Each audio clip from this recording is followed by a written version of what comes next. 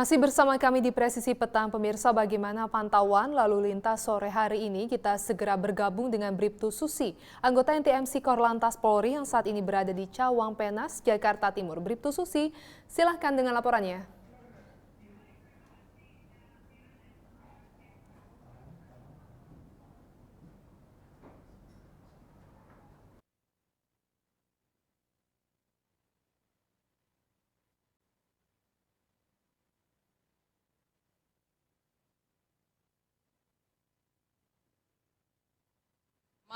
Dan kondusif lancar, kendaraan dapat ditempuh dengan kecepatan berkisar 40 hingga 50 km per jam. Namun dari arah Cawang yang akan berbelok kanan mengarah ke Bekasi, saat ini memang telah terjadi kepadatan. Tentunya hal ini terjadi imbas dari meningkatnya jumlah kendaraan yang melintas dari jalur ini yang mengarah ke Bekasi. Antrian kendaraan pun menjelang traffic light sepanjang 200 meter ke belakang. Selepasnya kendaraan masih mengalami perlambatan kecepatan. Dan selanjutnya kondisi lalu lintas dari arah sebaliknya, yakni dari arah Rawamangun yang akan berbelok kiri ke arah Bekasi pun juga mengalami perlambatan kecepatan. Sementara dari arah Rawamangun yang akan memutar balik ke arah Rawamangun sendiri juga dalam keadaan kondusif lancar. Sementara untuk yang mengarah dari Rawamangun yang mengarah ke Cawang saat ini juga kepadatan juga terjadi, ketersendatan juga menjelang traffic light, dan diharapkan juga kepada para pengendara untuk tetap berhenti di belakang garis stop. Dan saat ini memang sudah ada petugas terkait yakni petugas lalu lintas maupun dinas perhubungan berjaga di kawasan ini untuk menjaga kelancaran lalu lintas agar tidak terjadi hambatan maupun perlambatan kecepatan. Diharapkan kepada para pengendara untuk tetap mengikuti arahan serta petunjuk para petugas yang berjaga. Dan kami himbau juga khususnya kepada pengendara roda 2 untuk tetap tertib berlalu lintas menggunakan alat keselamatan ataupun safety riding, dan juga untuk tidak menerobos jalur berlawanan arah demi keselamatan diri Anda juga pengguna jalan lainnya. Dan pemirsa, selalu tertib dalam berlalu lintas demi terciptanya keamanan, keselamatan, ketertiban, dan kelancaran lalu lintas.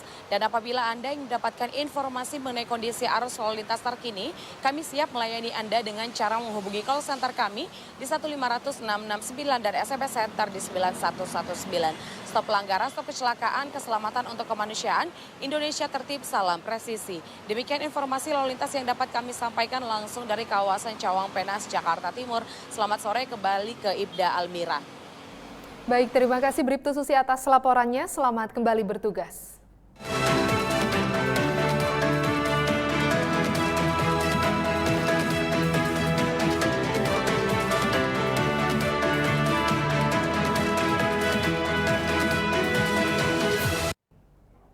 ASEAN Ministerial Meeting on Transnational Crime ke-17 tahun 2023 yang digelar di Labuan Bajo, Nusa Tenggara Timur menekankan pentingnya kerjasama antar negara ASEAN dalam memberantas kejahatan lintas negara yang semakin masif. Diperlukan penanganan yang adaptif dan kolaborasi yang berkelanjutan.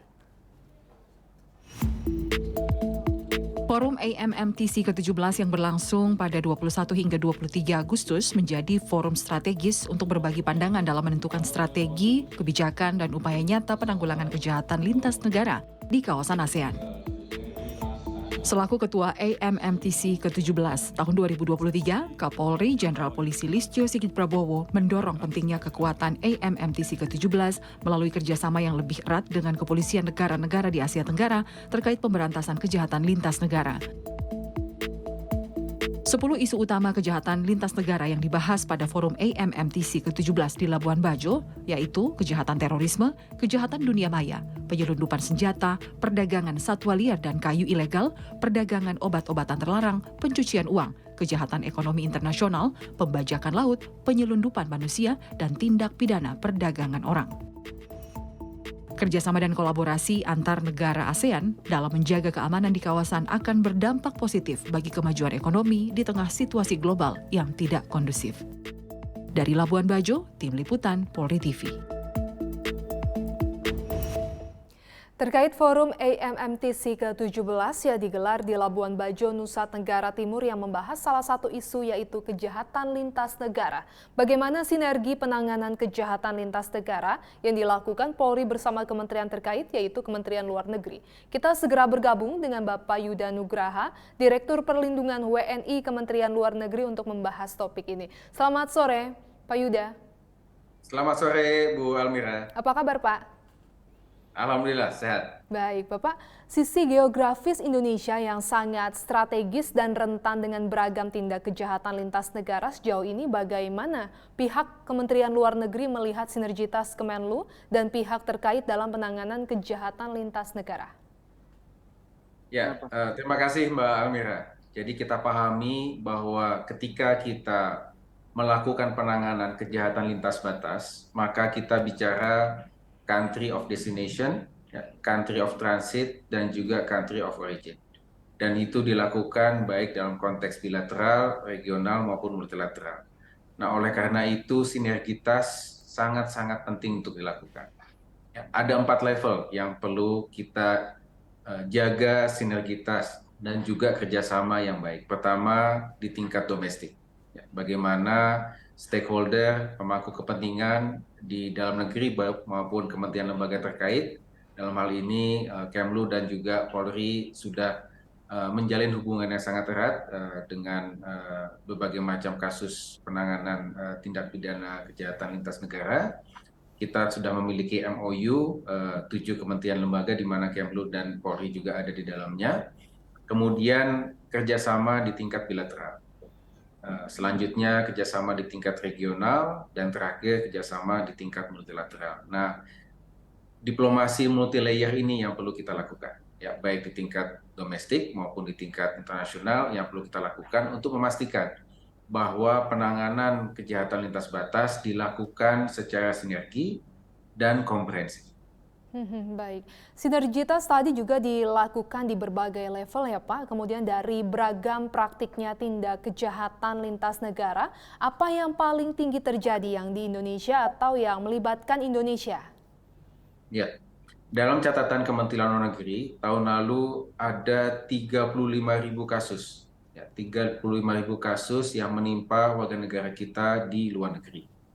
Mayoritas kasus itu terkait dengan status keimigrasian, ya, yaitu warga negara kita yang berstatus undocumented di luar negeri. Nah, kalau kita cermati, status undocumented ini ada 2 hal. Pertama, mereka dapat saja terindikasi sebagai korban TPPO, ataupun juga yang berangkat tidak sesuai prosedur, ya sesuai dengan Undang-Undang 18 tahun 2017 mengenai pelindungan pekerja migran. Nah, saya ingin menyoroti kemungkinan warga negara kita yang terindikasi sebagai korban TPPO. Jadi dalam catatan kami memang terjadi peningkatan kasus yang sangat tinggi untuk kasus-kasus TPPO. Kami mencatat antara tahun 2021 hingga 2022 terjadi peningkatan lebih dari 100% warga negara kita yang menjadi korban TPPO di luar negeri. Kemudian juga kembali mencuat ya Pak pada bulan Mei kemarin, dimulai dari Myanmar, begitu kemudian ke Filipina dan berbicara tentang kejahatan lintas negara, tentunya berbicara warga negara Indonesia yang menjadi korban, perlindungan yang seperti apa yang diberikan negara kepada WNI yang terlibat kejahatan lintas negara ini? Ya, tentunya ketika kita melakukan pelindungan, maka seluruh warga negara kita yang ada di luar negeri yang mengalami masalah maka berhak mendapatkan perlindungan dari negara. Namun tentu dalam bentuk penanganannya konteksnya kita sesuaikan ya, terkait dengan kasus yang mereka hadapi. Apakah mereka sebagai korban ataukah sebagai pelaku.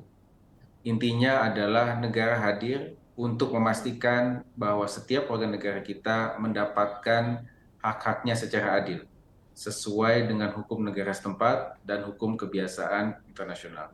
Nah, tentunya secara khusus untuk penanganan korban, ya khususnya utamanya korban TPPO, kita merujuk kepada Undang-Undang 21 tahun 2007, di mana di situ memandatkan bahwa negara perlu wajib melakukan penanganan korban TPPO sejak di luar negeri hingga nanti proses reintegrasi di dalam negeri.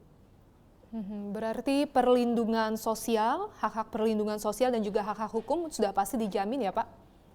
Ya, jadi karena kami di Kementerian Luar Negeri dan di Perwakilan RI ini ada di hilir.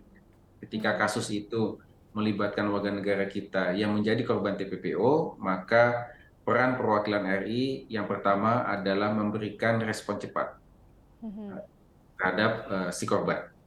dalam bentuk penyelamatan, ya, menjaga keselamatan mereka, tentunya berkoordinasi dengan otoritas tempat. Setelah kita selamatkan fisiknya, maka kita berikan layanan sheltering. Di beberapa perwakilan kita memiliki shelter. Kita juga berikan layanan konseling psikologis jika mereka memerlukan. Kemudian kita melakukan pendampingan hukum, ya, sesuai dengan konteks hukum yang mereka hadapi di negara setempat. Apakah dia sebagai korban, apakah sebagai pelaku. Kemudian setelah itu kita fasilitasi repatriasinya ke Indonesia. Nah, untuk fasilitasi repatriasi ini setelah tiba di Indonesia, kami kerjasamakan sesuai dengan MOU yang sudah ada untuk penanganan rehabilitasi dan reintegrasi dilakukan oleh Kemensos, sedangkan untuk penanganan penegakan hukumnya dilakukan oleh teman-teman Barreskrim Polri. Baik. Kemudian bentuk kerjasama yang seperti apa yang dilakukan Indonesia dengan negara-negara di kawasan ASEAN dalam penanganan kejahatan internasional? Ya, tadi kami sampaikan bahwa ketika kita melakukan diplomasi, maka kita melakukan strategi multi-layer diplomasi. Mulai dari tingkat bilateral, regional, multilateral. Nah, untuk tingkat bilateral, ya, saat ini kita sudah memiliki MOU mengenai penanganan TPPO dengan Uni Emirat Arab, ya, seperti itu. Dan kemudian kita juga baru saja menandatangani MOU mengenai pemberantasan TOC dengan Kamboja dalam MMTC yang baru saja berlangsung di Labuan Bajo ini. Kemudian kita juga memiliki perjanjian mutual legal assistance, perjanjian bantuan hukum timbal balik, yaitu ada 10 perjanjian bilateral dan 1 perjanjian regional. Kita juga memiliki perjanjian ekstradisi dengan 13 negara. Itu dalam konteks bilateral. Nah, sedangkan dalam konteks regional, dalam konteks ASEAN, kita memiliki IMMTC, ya, ASEAN Ministerial Meeting on Transnational Crime yang baru saja berlangsung di Labuan Bajo ini. Kemudian kita juga memiliki aktif ASEAN Convention on Combating Trafficking Person, termasuk dalam hal ini adalah ada Bohol Plan, Work Plan on Trafficking Person. Itu semua adalah bentuk kerjasama di tataran ASEAN yang bisa kita manfaatkan untuk mendorong penanganan komprehensif dari TPPO ini. Kemudian di tingkat regional kita juga memiliki Bali Proses, ya, kita menjadi co-chair bersama Australia untuk membahas kasus-kasus kejahatan lintas batas melalui mekanisme Bali Proses. Sedangkan di tingkat multilateral kita memiliki UNODC, kita juga memiliki COP UNTOC, Global Compact on Migration, dan berbagai macam fora multilateral yang bisa kita gunakan untuk mendorong kerjasama antar negara dalam penanganan TPPO. Nah, ada 4 yang nanti perlu kita kerjasamakan. Pertama, protection of victim. Ya, kemudian yang kedua, prosecution, penegakan hukum. Ketiga, prevention, pencegahan. Dan keempat, partnership. Itu yang kita dorong. Baik, sudah banyak sekali kerjasama yang dilakukan ya Pak, berarti dari Indonesia begitu dengan berbagai negara di ASEAN maupun juga lintas negara lainnya. Terima kasih Bapak Yuda Nugraha, Direktur Perlindungan WNI Kementerian Luar Negeri yang telah bergabung bersama kami di Presisi Petang. Sehat selalu Bapak dan selamat sore. Selamat sore Mbak Almira, terima kasih. Presisi Petang akan segera kembali, tetaplah bersama kami.